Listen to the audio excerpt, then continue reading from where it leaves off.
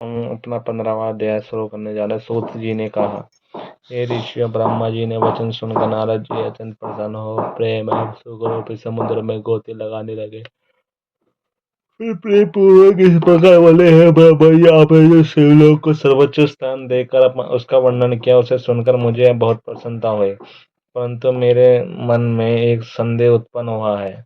मैंने सुना था कि शिव जी का स्थान कैलाश पर्वत पर है तथा जो शिवपुरी में जाता है उसे कैलाश की प्राप्ति होती है, ना कि किसी अन्य स्थान की। इसलिए आप मुझे यह बताइए कि जो शिव जी कैलाश में निवास करते हैं, क्या वे वही शिव जी हैं जिनका की वर्णन आप करते हैं, अथवा कोई दूसरे हैं? नारद जी का यह प्रश्न सुनकर ब्रह्मा जी बोले, हे नारद, अब मैं तुम्हें सब हाल विस्तार पूर्वक बताता हूँ। जो परम ब्रह्म सगुण रूप शंकर है और उनकी इच्छा में शक्ति द्वारा शिवानी हुई, वे ही ब्रह्म शिव अपनी शक्ति द्वारा संसार की सृष्टि करते हैं। मैं उनके लोक काशी, ब्रह्मपुर तथा आनंदवन का वर्णन कर चुका हूँ। अब अपनी शंका का समाधान सुनो। जब मैं शिव जी को ज्ञान अनुसार सृष्टि उत्पन्न कर चुका, तब मैंने महाप्रभु से प्रार्थना की कि हे प्रभु, आप भी इस संगूढ़ रूप अंगीकार करने आइए। यह सुनकर शिव जी बोले, हे ब्रह्मा, हम नियत समय पर अवश्य ही आएंगे। जिस प्रकार तुम हमारे नाम आदि देखते हो तथा जैसे हम हैं, वह सब अवतार से प्रकट होंगे। शिव जी यह कहकर अंतर्ध्यान हो गए। इसके पश्चात शिव जी निश्चित समय पर प्रकट होकर मेरी इच्छा की पूर्ति के लिए कैलाश पर्वत पर उपस्थित हुए तथा गौरी जी को अपने पृथक करने के स्वयं कठिन तपस्या करते त्रैलोक का पालन करने लगे। अब मैं उस कथा का विस्तार से वर्णन करता हूँ जिस कारण शिव जी कैलाश पर्वत पर आए। जिस कथा का अब मैं वर्णन करता हूँ वह कल्प भेद के कारण दूसरे प्रकार से, अर्थात मैंने शिव जी को आज्ञा अनुसार संसार को उपजाया और 14 लोक उपलोक द्रौपदी एवं कपिला को जिन्हें देखने से मन प्रसन्न होता है तथा जहाँ काली मृत्यु रूप से बैठी है, प्रकट किया। पापनाशिनी गंगा के तट पर पापों को हरने वाला कपिल मुनि का पवित्र आश्रम था। उसी स्थान पर यज्ञदत्त नाम के एक ब्राह्मण का जन्म हुआ। यज्ञदत्त यज्ञ शास्त्र में बहुत ही योग्य था। उसको वहां के राजा ने बहुत सा धन दिया।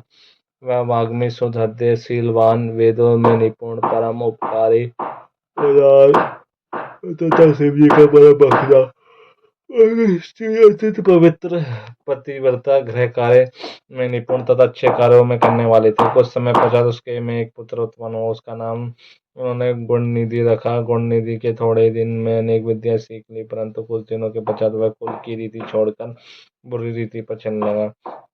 उसने बुरे मनुष्य की संगत की। उसके फलस्वरूप उसकी बुद्धि भ्रष्ट हो गई, क्योंकि अच्छे और बुरे कर्मों पर संगीत का प्रभाव अवश्य पड़ता है। गुण निधि का अज्ञान अवस्था में बुरे लोगों के संपर्क में आया जाया करता था। धीरे धीरे वह सब धर्म नष्ट होने लगा। वह वेदों से विपरीत काम करने लगा। वह बड़ा छली और तथा जुआड़ी हो गया। उसकी माता उसको नित्य भले भले उपदेश करती, परंतु वह पिता के निकट कभी भी नहीं जाता। इस समय उसकी माता गृह कार्य में संलग्न रहती, वह घर की चीजें चुरा कर ले जाता। एक बार उसके पिता ने पूछा, गुण निधि कहाँ गया? तब माता ने उत्तर दिया कि वह स्नान, पूजन तथा भोजन आदि के निवृत्त होकर अपने मित्र विद्या के साथ पाठशाला चला गया। इसी प्रकार उसकी माता ने उसके अवगुण को छिपाया। 16वां अध्याय हम शुरू करने जा रहे हैं। 15वां खत्म हो गया यहाँ पर। चलो शुरू करते हैं। ब्रह्मा जी ने कहा, हे नारद, जब भी गुण निधि का पिता अपनी पत्नी के पुत्र के विषय में पूछता है तो वह इस प्रकार टाल दिया करती थी। इस प्रकार यज्ञदत्त अपने पुत्र के अवगुणों को न जान सका और वह बहुत दिनों तक इसी प्रकार दुष्कर्म करता रहा। जब उसकी अवस्था 16 वर्ष की हुई तब उसका विवाह कर दिया गया। पत्नी भी पतिव्रता, शीलवती एवं सवगुण संपन्न मिली। कुंडनिधि को ऐसे पवित्र पतिव्रता पत्नी प्राप्त हुई, फिर भी वह अपनी कुसंगति एवं दुष्कर्मों को न त्याग सका। उसकी माता सदैव सदुपदेश देती और भिन्न भिन्न प्रकार की कथाओं द्वारा उत्तमोत्तम दृष्टांत देती हुई कहती, हे गुणनिधि, तुम ही हमारे एकमात्र पुत्र हो, इसलिए इन दुष्कर्मों को त्याग दो। तुम्हारे पिता अत्यंत क्रोधी प्रकृति के हैं। वह अभी तुम्हारे अवगुणों को नहीं जानते हैं, क्योंकि मैंने बहुत पूछने पर भी उन्हें नहीं बताया है, इसलिए तुम तभी तक उनमें निर्भय हो। यदि किसी भी दिन तो उन्हें इन कर्मों का पता लग गया तो वह मुझे और तुम्हें दोनों को दंड देंगे। इससे यही उत्तम है कि उन्हें पता लगने से पहले ही तुम कुसंगति को त्याग कर सत्कर्म करो। हे पुत्र, तुम्हारी पत्नी बुद्धिमती, महारूपवती तथा उच्च कुल की है। उसी प्रकार तुम भी गुणवान तथा उच्च कुल के हो। ऐसी पत्नी के साथ सुख से अपना जीवन व्यतीत करो। अपनी स्त्री का त्याग करना महापाप है। तुम पिता के धर्म पर चलो, नहीं तो सारा संसार तुमको अब बुरी दृष्टि से देखेगा। तुम मुझको तथा अपने पिता को क्यों लज्जित कर? तुम अन्य घरों के लड़कों को देखो, वे नित्य वेद पाठ करते हैं। जब यहाँ के राजा को तुम्हारे अवगुणों के विषय में ज्ञात होगा, तब वे तुम्हारे पिता से प्रसन्न होकर उसका मासिक शुल्क देना बंद कर देंगे। अभी तो लोग यह कर टाल देते हैं कि तुम ये अवगुण के कर्म लड़कपन के कारण करते हो, परंतु अवस्था बढ़ जाने पर सब लोग तुम पर हंसेंगे और व्यंग्यपूर्ण तानों से कहेंगे कि अब तुम्हारा कुल अति पवित्र हुआ। वे तुम्हारे पिता की निंदा करेंगे और इन्हीं सब कारणों से तुम्हारे पिता नरकगामी होंगे। सब लोग इसकी दोषी मुझी को ठहरावेंगे। वे कहेंगे कि इसका पाप कर्म में से गर्भ का धारण कर ऐसा पुत्र उत्पन्न किया है, क्योंकि तुम्हारे पिता निष्पाप हैं। वे वेद एवं धर्मशास्त्र के ज्ञाता हैं। मैं भी अपने पति के सिवाय और किसी पुरुष को नहीं जानती तथा निष्पाप होकर गृह कार्य में संलग्न रहती हूँ। परंतु यह सब भगवान की इच्छा है कि मेरे गर्भ में तुम जैसा दुख देने वाला कुपुत्र उत्पन्न हुआ। इसी प्रकार कुंडनिधि की माता उनके अनेक देश से भिन्न भिन्न प्रकार के समझाते, परंतु कुंडनिधि पर उसका कोई प्रभाव नहीं पड़ता। ब्रह्मा जी बोले, हे नारायण, कुंडनिधि को यदि मेरे समान भी कोई गुरु मिलता तो उसे मूर्ख मन से बुद्धि उत्पन्न न होती। कुंडनिधि की माता उपदेश करते करते थक गई, परंतु कुंडनिधि पर कोई प्रभाव नहीं पड़ा। वह सदैव जुआ खेलता, चोरी करता, मद्यपान करता और वेश्याओं के साथ भोग करने में अपना व्यतीत करता था। इस प्रकार उसने कुछ ही दिनों के में पिता का धन चुराकर जुआ, भोग तथा वेश्याओं पर खर्चा कर डाला।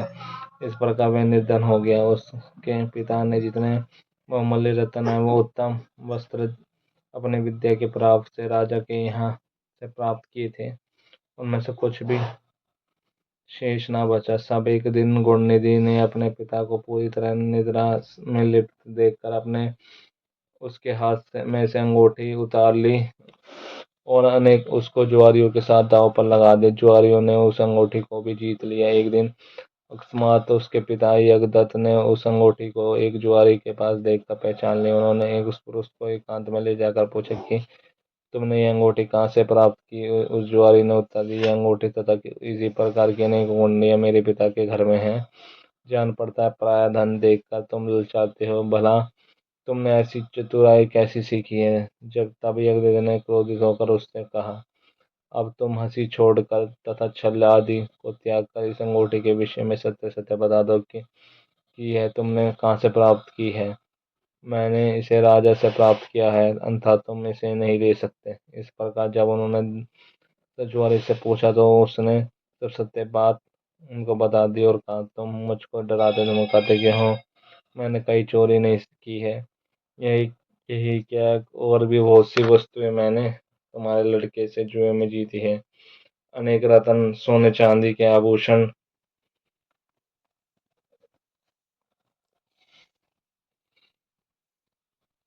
पीतल तांबे आदि के बर्तन जो तुम्हारे घर में थे, हम लोगों ने वे सब तुम्हारे लड़के से जीत लिया। वह केवल जुआ ही नहीं खेलता, अपितु वेश्यागमन भी करता। जुआरी में के ऐसे वचन सुनकर यज्ञदत्त को बहुत आश्चर्य हुआ। वे कपड़े से अपना मुंह लपेटे शोक शोक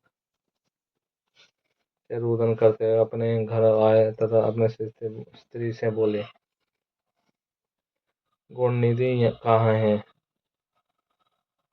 तथा मेरी अंगूठी कहाँ है? और उनकी स्त्री ने यह सुनकर भयभीत हो बड़ी चतुराई से उत्तर दिया, इस समय मैं कार्य में व्यस्त हूँ, तुम्हारा भी है पूजन का समय। मुझे तुम्हारे प्रेमी अतिथियों का भोजन बनाना है। मैंने अंगूठी की किसी स्थान पर रख दिया है, परंतु इस समय स्मरण नहीं है।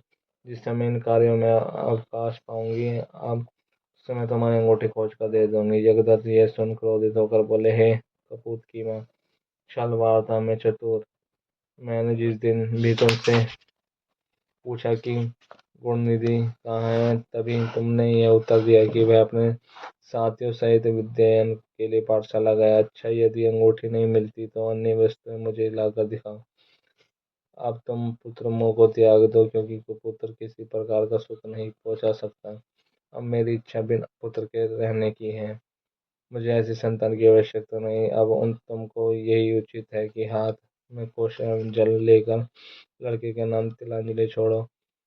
जब तक मैं यहाँ ना कर लूँगा तब तक भोजन ग्रहण न करूँगा। गुणनिधि की माता अपने स्वामी के ऐसे वचन सुनकर उनके चरणों पर गिर पड़े और क्षमा प्रार्थना करने लगे। कुछ देर के पश्चात जगदत्त का क्रोध भी कम हो गया। ये 15वां अध्याय भी खत्म हुआ।